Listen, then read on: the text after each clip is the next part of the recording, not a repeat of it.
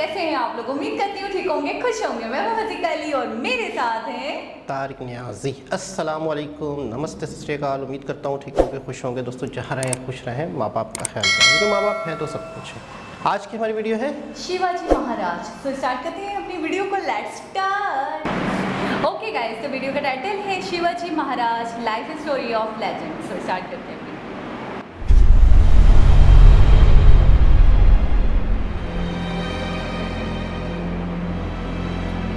नमस्कार, मैं राजा भारत की आत्मा हूं। मुझसे ही आपके देश का नाम पड़ा भारत। मैंने इतिहास की बहुत सारी घटनाएं अपने अंतःकरण में समाये रखी हैं। ये आपको अपने गौरवशाली इतिहास और तुम्हारे शूरवीरों के साहसिक कार्यों से अवगत कराएंगी। आज मैं आपको कहानी सुनाता हूं एक अनोखे वीर पुत्र की, जिसका नाम था छत्रपति शिवाजी महाराज। सन 1627 ईस्वी पूरे भारत पर मुगल साम्राज्य का आधिपत्य था। उत्तर में शाहजहां तो बीजापुर में सुल्तान मोहम्मद आदिल शाह और गोलकोंडा में सुल्तान अब्दुल्ला कुतुब शाह। डेक्कन के सुल्तान सेना के लिए हमेशा मुस्लिम अफसरों को ही प्राथमिकता देते थे। बंदरगाहों पर पुर्तगालियों का कब्जा था और थल मार्ग पर मुगलों का अधिकार। इसलिए उत्तरी अफ्रीका और मध्य एशिया से मुसलमान अधिकारियों को ला पाना मुमकिन नहीं था और डेक्कन के सुल्तानों को हिंदू अधिकारी नियुक्त करने पड़ते थे। आदिल शाह की सेना में एक मराठा सेनाध्यक्ष था, शाहजी भोसले। शाहजी सेना में उच्च पद पर आसीन था। सन 1630 में महाराष्ट्र में जुन्नर के समीप शिवनेरी के किले में उनके और जीजाबाई के यहाँ एक पुत्र का जन्म हुआ। स्थानीय देवी शिवाय के नाम पर पुत्र का नामकरण हुआ, जो आगे चलकर छत्रपति शिवाजी महाराज के नाम से विश्व विख्यात हुए। शिवाजी के पिता काफी समय घर से दूर रहे थे, इसलिए बचपन में उनकी देखरेख माता जीजाबाई और गुरु दादोजी कोंडेव ने की। दादोजी ने उन्हें युद्ध कौशल और नीति शास्त्र सिखाया, तो जीजा माता ने हिंदू धार्मिक कथाएं। जब दादोजी का सन 1647 में निधन हुआ, तब उनका ये मानना था कि शिवाजी अपने पिता की ही तरह आदिल शाह की सेना में उच्च पद पर आसीन होंगे, लेकिन विधि को कुछ और ही मंजूर था। सन 1646 के समय भारत में किसी हिंदू शासक का अपना स्वतंत्र राज्य स्थापित कर पाने के लिए इन तीन परिस्थितियों का पूरा होना जरूरी था। एक, कि वो शक्तिशाली साम्राज्यों के केंद्र से दूर हों, जमीन खेती के लिए अनुपयोगी हो और जंगलों से घिरा हुआ हो, ताकि छापामार युद्ध या गुरिल्ला वॉरफेयर करा जा सके। ये परिस्थितियां 1646 में शिवाजी के लिए अनुकूल बनी, जब उन्होंने स्थानीय किसानों मावली के समर्थन से अपनी सेना का निर्माण किया। शिवाजी को भली भांति याद था कि किसी भी साम्राज्य को स्थापित करने के लिए किलों की क्या महत्व है, इसलिए सिर्फ 15 साल की उम्र में ही उन्होंने आदिल शाही अधिकारियों को रिश्वत देकर तोड़ना, चाकन एवं कोंडना किलों को अपने अधिकार में कर लिया। इसके बाद उन्होंने आबाजी सोमदेव की मदद से थाना, कल्याण और भिवंडी के किलों को मुल्ला अहमद से छीनकर अपने अधिकार में कर लिया। इन घटनाओं से आदिल शाही साम्राज्य में हड़कंप मच गया। शिवाजी को रोकने के लिए उनके पिता को गिरफ्तार कर लिया गया। इसलिए शिवाजी ने अगले 7 बरस तक आदिल शाह पर सीधा आक्रमण नहीं किया। शिवाजी ने यह समय अपनी सेना को बढ़ाने और प्रभावशाली देशमुखों को अपनी ओर करने में लगाया। धीरे धीरे उन्होंने एक विशाल सेना खड़ी कर ली, जिसके घुड़सवार नेताजी पलकर ने संभाल रखी थी और पैदल सेना यशाजी कनक ने। अब तक शिवाजी के पास 40 किले भी आ चुके थे। शिवाजी के बढ़ते प्रभाव को रोकने के लिए सन 1659 में बीजापुर की बड़ी साहिबा ने अफजल खान को 10,000 सिपाहियों के साथ शिवाजी पर आक्रमण करने का हुक्म दिया। अफजल खान अपनी क्रूरता और ताकत के लिए जाना जाता था। उसने शिवाजी को खुले युद्ध करने के लिए उकसाने के लक्ष्य से बहुत सारे मंदिरों को तोड़ डाला और कई बेगुनाह नागरिकों का कत्ल कर डाला। लेकिन शिवाजी ने चतुराई और रण कौशल का परिचय देते हुए छापामार पद्धति से युद्ध चालू रखा। इस समय वो प्रतापगढ़ किले में रहे, जो कि चारों तरफ से घने जंगलों से घिरा हुआ था। अंत में अफजल खान ने शिवाजी को धोखे से मारने की साजिश रची। उसने शिवाजी को मिलने का न्योता भेजा। जब वो मिले, अफजल खान ने अपनी मजबूत पकड़ में शिवाजी को दबाकर मार डालने का प्रयास किया। शिवाजी पहले से तैयार थे। अपने छुपाकर रखे हुए बाग नाका से उन्होंने अफजल खान का पेट ही चीर डाला, जो कि उनसे 2 गुना विशालकाय था। इसके बाद प्रतापगढ़ की लड़ाई में शिवाजी ने अफजल खान की सेना को करारी मात दी।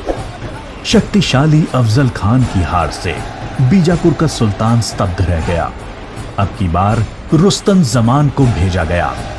28 दिसंबर 1659 को शिवाजी ने रुस्तम जमान की सेना पर सामने से हमला बोल दिया। साथ ही उनकी सेना की 2 और टुकड़ियों ने दोनों दिशाओं से रुस्तम की फौज पर आक्रमण कर दिया। रुस्तम जमान शर्मिंदाजनक स्थिति में लड़ाई के मैदान से अपनी जान बचाकर भाग गया। सन 1660 में आदिल शाह ने अपने सेनापति सिद्दी जौहर को शिवाजी पर हमला करने के लिए भेजा। शिवाजी पन्हाला किले में थे और सिद्दी जौहर की सेना ने किले को चारों ओर से घेर लिया।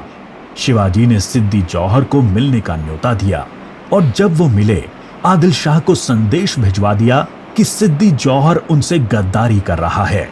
इससे आदिल शाह और सिद्दी जौहर के बीच लड़ाई छिड़ गई, जिसका फायदा उठाकर शिवाजी एक रात अपने 5000 सिपाहियों के साथ पन्हाला किले से बाहर निकल आए। बाजी प्रभु देशपांडे ने न सिर्फ सिपाहियों के साथ दुश्मन सेना को उलझाए रखा, जिसकी वजह से शिवाजी सकुशल विशालगढ़ पहुंच गए। इस लड़ाई में बाजी प्रभु देशपांडे को अपने प्राणों से हाथ धोना पड़ा। उनको महाराष्ट्र के इतिहास में एक महान योद्धा माना जाता है। इसके बाद बीजापुर की बड़ी बेगम ने औरंगजेब से शिवाजी को पकड़ने के लिए विनती करी। उसने अपने मामा शाइस्ता खान को 1,50,000 सैनिकों के साथ शिवाजी से युद्ध करने भेजा। शाइस्ता खान ने अपनी विशाल सेना के बल पर पुणे पर कब्जा कर लिया और शिवाजी के निवास स्थान लाल महल पे अपना बसेरा डाल दिया। शिवाजी ने चालाकी से अपने 400 सिपाहियों के साथ शादी के बारातियों के वेश में पुणे में प्रवेश कर लिया। रात के समय उन्होंने सीधे शाइस्ता खान के ऊपर खतरनाक हमला बोला। खान ने खाकी से कूदकर अपनी जान बचा ली, पर शिवाजी की तलवार की वार से अपनी 3 उंगलियां गंवा बैठा। उंगली तो गई और इज्जत भी। फिर शिवाजी ने सन 1664 में मुगल व्यवसायी केंद्र सूरत पर आक्रमण करके उसको तहस नहस कर डाला। औरंगजेब आग बबूला होकर 60 वर्षीय राजपूत सेना नायक मिर्जा राजा जय सिंह को अपने 1.5 लाख सैनिकों के साथ शिवाजी से लड़ने के लिए भेजा। इस युद्ध में शिवाजी की हार हुई और उन्हें अपने 23 किले और 4 लाख की मुद्रा हर्जाने के रूप में देनी पड़ी। उन्हें अपने 9 वर्ष के पुत्र संभाजी के साथ आगरा जाना पड़ा। शिवाजी को नियंत्रित रखने के लिए पहले यह तय हुआ कि उन्हें मुगल दरबार में कोई पद दिया जाए, लेकिन औरंगजेब ने उसको बदलकर शिवाजी को घर में कैद करने का आदेश दे दिया। औरंगजेब नहीं जानता था कि ये गलती बहुत महंगी पड़ेगी। शिवाजी ने बीमारी का बहाना बनाया और अपने स्वास्थ्य को ठीक करने के आशीर्वाद के लिए साधु संतों और फकीरों को रोजाना मिठाई और उपहार भेजने की इच्छा जताई। एक दिन वो खुद श्रमिक के भेष में सामान के डब्बे में संभाजी को छुपाकर बाहर निकल आए। वो मथुरा, काशी, गया, पुरी के बाद गोलकोंडा और बीजापुर होते हुए रायगढ़ पहुंच गए। 1670 तक शिवाजी ने कई लड़ाइयां लड़ते हुए 4 महीनों के भीतर अपने राज्य का बड़ा हिस्सा मुगलों से स्वतंत्र करा लिया। सन 1671 से 1674 तक औरंगजेब ने भरसक प्रयास किया शिवाजी को अपने अधीन करने का, लेकिन वो बुरी तरह से असफल हुआ। उसने अपने उत्तम योद्धाओं जैसे दाऊद खान और मोहब्बत खान को शिवाजी से लड़ने भेजा, लेकिन सबको मुंह की खानी पड़ी। इसके साथ ही सन 1672 में अली आदिल शाह की मृत्यु हो गई और बीजापुर सल्तनत की स्थिति में चला गया। आखिर वो दिन आया जब गगा भट्ट ने 6 जून 1664 को पूरे उत्सवनुमा वातावरण में हिंदू परंपराओं के साथ शिवाजी का राज्याभिषेक किया। वो मराठा के राजा बने और कई सदियों के अंतराल के बाद हिंदू रीतियों, तिलक, जनेऊ और वेदों के उच्चारण के बीच किसी राजा का राज्याभिषेक संपन्न हुआ। शिवाजी की महानता सिर्फ उनकी बहादुरी और युद्ध कौशल में ही नहीं थी, वो एक योग्य प्रशासक भी थे। उन्होंने धर्म के आधार पर कभी किसी के साथ पक्षपात नहीं किया। उनके कई अधिकारी, यहाँ तक कि उनके व्यक्तिगत अंगरक्षकों में कुछ मुसलमान भी थे। उन्होंने कभी किसी भी नारी का निरादर नहीं किया। यहाँ तक कि युद्ध में हारे हुए दुश्मनों की स्त्रियों को भी सम्मान सहित वापस भेज देते थे। गुरिल्ला युद्ध, किलों का उपयोग और नवसेना का निर्माण भारत में पहली बार शिवाजी ने ही करा। उन्होंने 4 किलों तथा 2000 सैनिकों से शुरुआत की थी और उनकी मृत्यु के समय तक ये गिनती 300 किलो एवं 1 लाख सैनिकों की हो गई थी। मार्च 1680 में शिवाजी का स्वास्थ्य खराब हो गया। तेज बुखार और पेचिस के चलते 5 अप्रैल 1680 को 52 साल की छोटी सी उम्र में इनका स्वर्गवास हो गया। औरंगजेब ने सोचा कि शिवाजी की मृत्यु के बाद मराठा राज्य खत्म हो जाएगा, लेकिन ऐसा हुआ नहीं।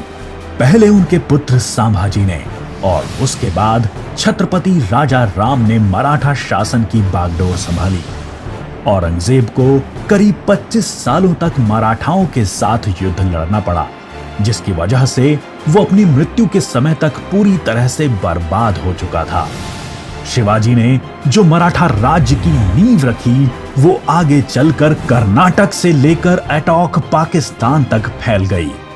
शिवाजी जैसे मनुष्य कभी मरते नहीं, लेकिन लोगों के हृदय में अपने महान कार्यों, साहस और बलिदानों की वजह से हमेशा अमर रहे। जी जनाब। अच्छा, मैं अक्सर जब हिस्ट्री की बात होती थी या कुछ हिस्ट्री के बारे में पता चलता था, तो मेरे जहन में अक्सर ये आता था कि ये स्टार्ट कब हुआ, इससे पहले कब हुआ, इससे पहले कब हुआ।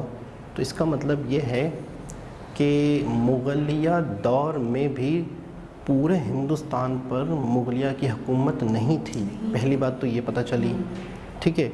और उस वक्त भी मतलब है कि ऐसे बहादुर नौजवान थे या कुछ ऐसे बहादुर लोग थे जिन्होंने इतनी बड़ी सल्तनत के से भी टकराए और कामयाब भी हुए, अपने राज्य भी बनाया। अच्छा, एक चीज़ ये हो गई। दूसरी चीज़, किलों को देखकर मैं अक्सर सोचता था, यकीन करें बस, कि यार ये किसने बनाए होंगे, ये किस तरह से आइडिया आया होगा इनके पास, और ये किस तरह से मतलब है कि उसका वो करते हैं, ये हिफाजत करते हैं। किले जो होते हैं ये प्रॉपर मतलब है कि दूसरी सेना से महफूज करते हैं एक राज्य को। तो ये समझो ये आइडिया इनका था। 3 किले थे। फिर आज पूरे हिंदुस्तान में कई किले हैं पुराने, लोग वहाँ विजिट करते हैं। जब उन्होंने स्टार्ट किया था तो 3 किले थे, वही ना, जब वो युद्ध लड़ना स्टार्ट हुए थे, और सेना में बहुत कम लोग थे, और बाद में 1 लाख की सेना थी उनकी और 100 किले। बहुत बड़ी बात, यानी कि एक यूँ समझ लो महावीर समझ लो, बहादुर समझ लो, और जिन्होंने इतनी बड़ी बड़ी फौज का। और फिर जब तो वो राजा ही थे, जाहिर सी बात है, अपने फादर की बात तो वो राजा बने, बिल्कुल। लेकिन ये है कि बहुत जल्दी मैं ये कहूँगी मतलब एंड हो गया। हाँ, 2 इयर्स वाकई उन्होंने मतलब कहा बहुत अर्ली। अगर उन्हें और होते तो मुझे लगता है बहुत, अगर उन्हें और वक्त मिलता तो शायद और नक्शा चेंज होता, पता नहीं। और ये यूँ समझ लो कि मुझे ऐसा लग रहा है कि हिंदुस्तान की जो वो है सल्तनत, हिंदुस्तान जो है, समझो इब्तिदा इन्होंने कर दी थी। इब्तिदा यहाँ से हुई थी, फिर आज जो है वो इतना बड़ा हिंदुस्तान बना। फिर अंग्रेज़ फिर बाद में आए, फिर अंग्रेज़ों का मामला रहा। अक्सर मतलब है कि मैं सोचता था कि मुग़लिया दौर में हिंदू भी थे, तो ये भी थे, तो लड़ाइयाँ, बगावतें या आज़ादी उस वक्त भी थी।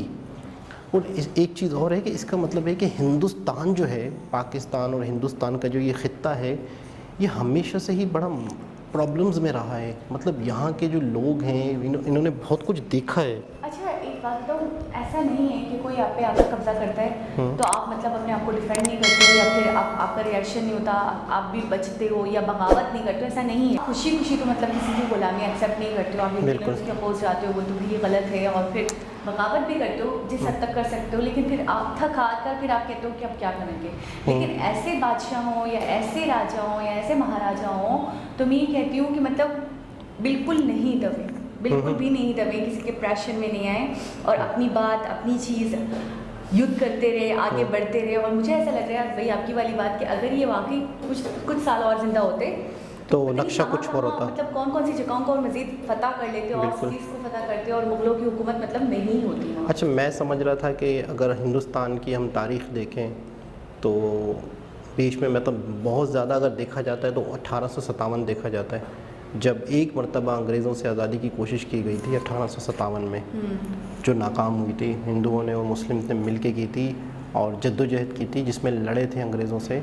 और मेरे ख्याल में शायद आर्मी में भी कुछ हिंदू थे, मुस्लिम्स थे, उन्होंने सब ने मिल के एक बगावत कर दी थी, जिससे मेरे ख्याल में उसे कहते हैं आज़ादी, जंग आज़ादी या ऐसा कुछ कहते हैं, तहरीक आज़ादी ऐसा कुछ कहते हैं, उसका नाम है प्रॉपर एक आज़ादी बगावत हिंद ऐसा कुछ था, ऐसा ही कुछ था। ये मैंने पढ़ा था। तो उससे पीछे कुछ नहीं समझ आ रहा था किस तरह से हुआ, लेकिन मुझे आज की वीडियो में थोड़ा सा ये लगा कि ये चीज़ें रही हैं।